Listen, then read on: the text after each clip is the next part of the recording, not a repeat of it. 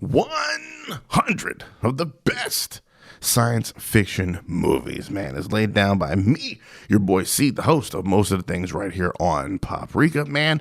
And we're back talking about science fiction movies. Just laying them out, man. 100 science fiction movies are what I think are the 100 best. I ranked them from 100 to 1. An insurmountable task that I somehow managed to accomplish. You've all loved the lists, I'm sure.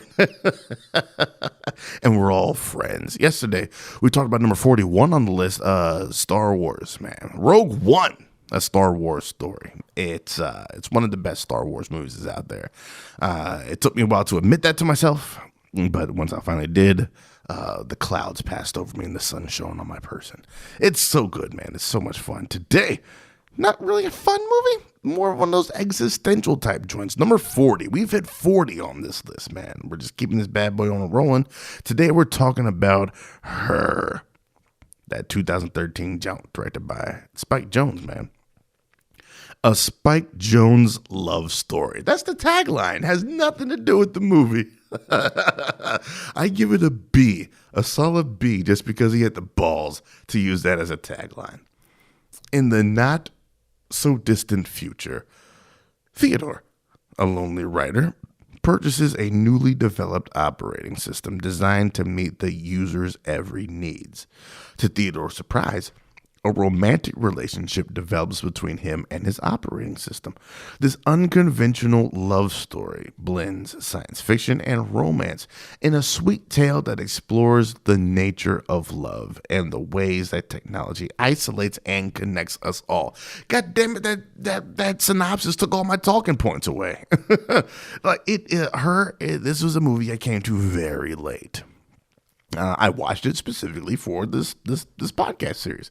It's one that I was like, I'll get around to it when I get around to it. And finally, I was like, all right, if I'm going to do this list of sci-fi movies, Her is one of those blind spots that I need to fill. See if it deserves to be on this list. A lot of people are always talking about it, so I figured it was going to be on here somewhere. And it is a beautiful movie. What they said there in the synopsis about technology isolating and connecting us all is one of the central key themes in this movie, because it's Her is just one of those not quite an earbud, but like the implants you always see the Avengers put in. They put that in there, and that's how they kind of interact with their operating system. And when you're gonna have a story about a man who basically falls in love with a voice, whose voice do you get outside of Scarlett Johansson's, one of the sexiest, sultriest, smokiest voices currently operating in Hollywood?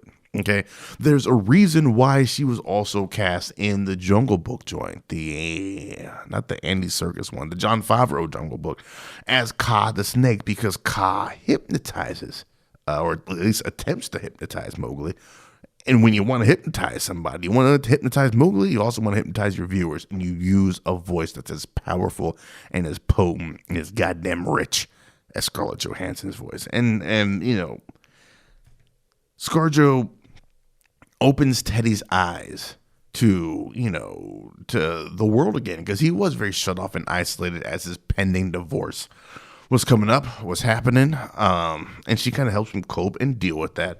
And having that person, that crutch to lean on, to fall back on, just kind of creates a more and more and more intimate experience. A relationship between the two, a relationship that blossoms and develops and deepens and enriches. And what sounds like something that's very ludicrous is a man falling in love with essentially a piece of technology. The way they do it in the movie makes it incredibly believable. It's all very smoothly done.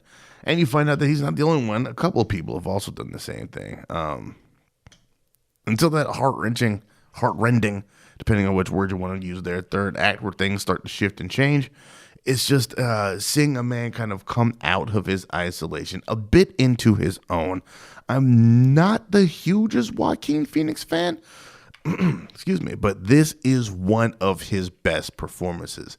It's not like one-man show performance like Sam Rockwell and Moon or something like that.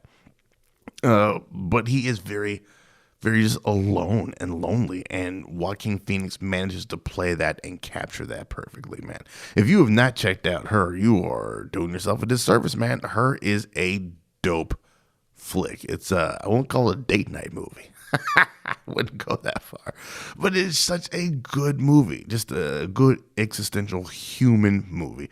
Like I said many times on Paprika, some of the best science fiction movies hold up a mirror and a lens to our world as it is now, and examines humanity through the trappings of these science fiction stories. And this is one of those great examinations of the human spirit and the human condition. So if you haven't checked it out, do yourself a favor. That is it for this episode, this bit of business here. We'll be back in 24 of the hours, man, breaking into those 30s. What's it going to be, man? Come back and find out right here on Paprika.